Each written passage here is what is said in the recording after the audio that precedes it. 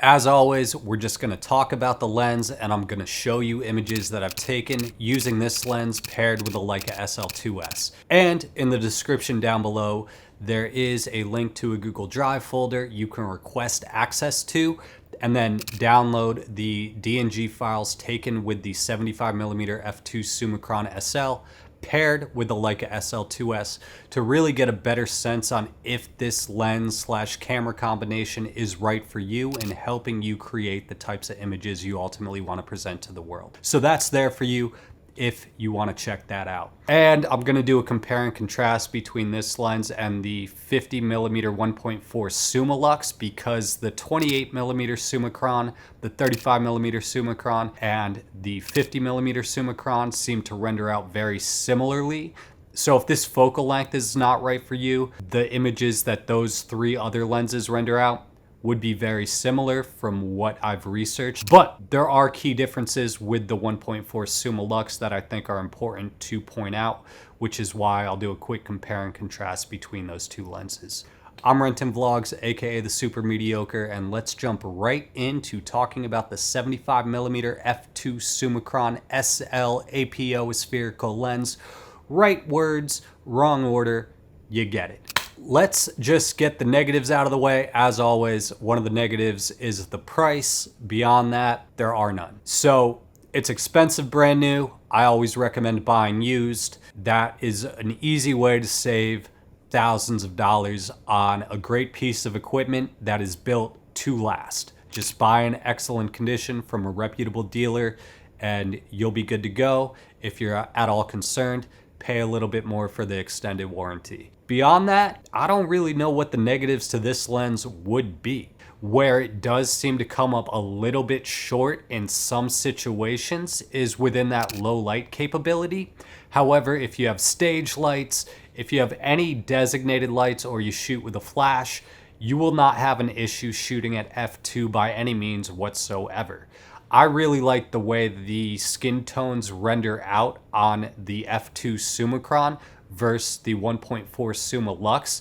In terms of just how natural they look a little more cinematic ultimately, and it just has a better, warmer feel compared to the Summilux, even if those differences are ultimately subtle. Additionally, the 75mm lens is kind of an awkward focal length to shoot at, but I like being unique and different, so I like shooting with it as my primary go-to lens. For street photography, when I shoot with the SL2S, given that the 50mm 1.4 Summilux is just so large, it does help having a 50mm focal length for street photography versus 75.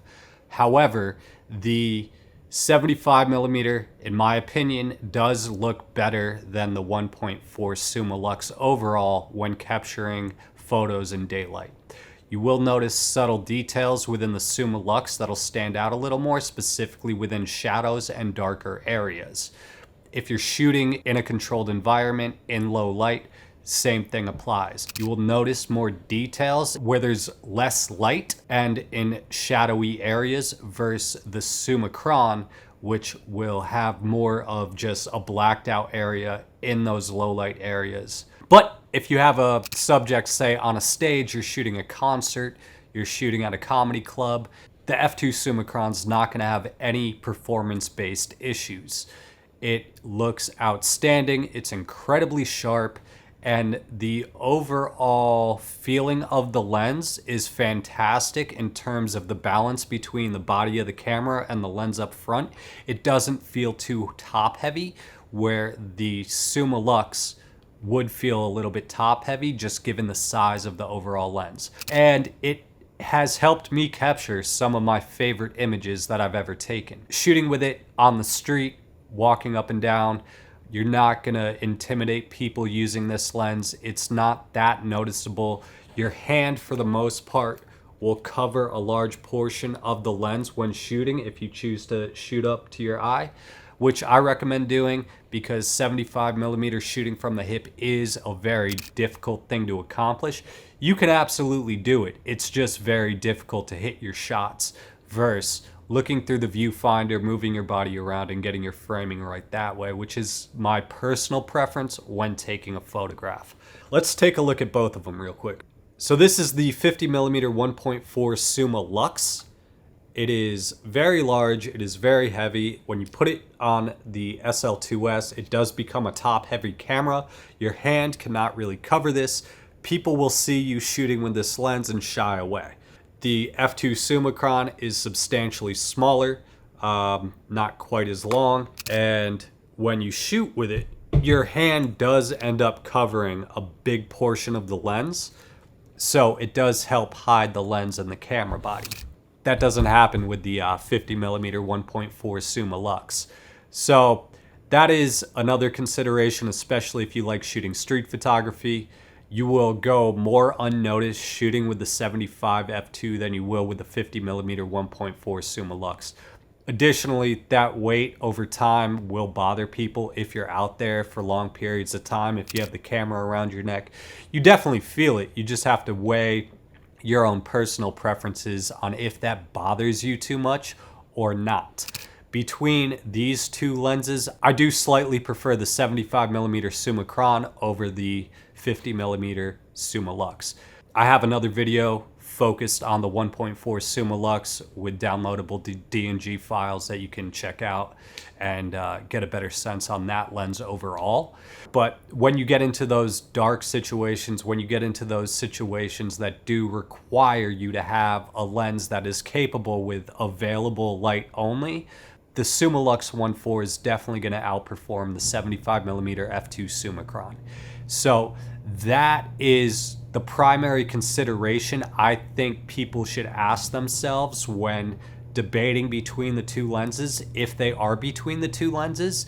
And if you prefer 50mm 35-28, there are Summicron versions available of this same lens.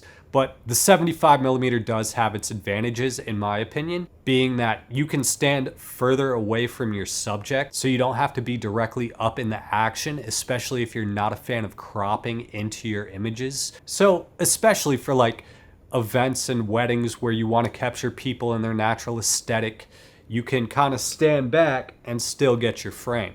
It's a much narrower scope that you're looking down to get your frame correct.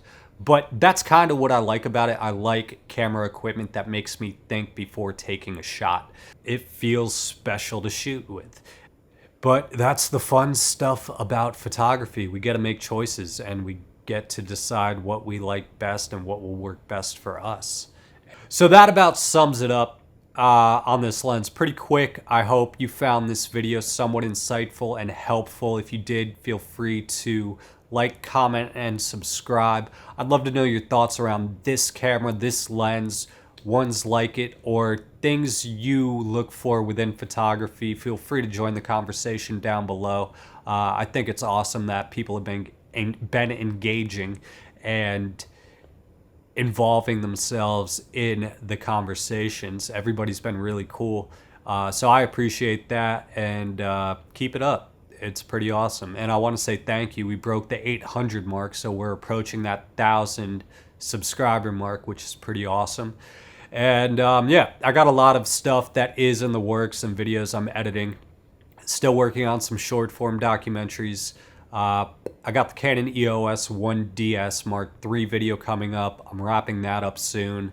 I got the f2 Summicron M lens that I got to focus on and do a video for that, in addition to the M3 film camera, which in my opinion is better than the M6. I know those are fighting words, but for a number of reasons I do prefer the M3 to the M6. And what else we got? We got some cool stuff on the way, so you should subscribe if you like photography, street photography, life conversations, and other random things I may talk about. All right, time to highlight a photo book. So the book we're highlighting today is Steve Shapiro's Andy Warhol and Friends, where he followed around Andy Warhol for 2 years, and it's a documentation of his life, his art shows, his pop culture work that he did during those 2 years. It's pretty incredible. Included within the book are 80 artist proofs from that era, which I think makes the book extra special. If you're interested in this and checking it out, the photography is pretty incredible. Checking out different types of pop culture as well, and a significant artist that's a fairly interesting character. It documents all of that, so I think it's worth checking out. And if you have the opportunity to follow around somebody interesting for a couple years or a couple months or a couple weeks and document their life because they're an obscure individual or there's just something interesting about them that you think other people would be drawn to, I do think that's something worth venturing out to photograph. You know, take your work off the internet. Instagram isn't everything. Social media is definitely not everything. Put your stuff back into the real world and expand it a little bit. Think on the larger scale, not on the small scale. And you can accomplish great things and go a lot of places with photography. AI can't replace this stuff. AI is not going to throw an event. AI is not going to produce... I mean, you could technically produce a book with AI, but whatever. I'm not afraid of it. Bring it. Yeah, so... that's all I wanted to cover today. I hope you enjoyed this video. I hope you found it somewhat insightful. If you did, feel free to drop a like, comment, subscribe, join the conversation. If you know of a zine or a book that's really sick that I should check out, feel free to drop the name of it. Also, if you're a photographer, street photographer, feel free to drop your Instagram so I can check out your work. I'd love to. And yeah, it's been fun. And I am really enjoying the response that this channel has been getting from doing these videos. So, I'm RentonVlogs, aka TheSuperMediocre, and I will talk to you soon. Peace.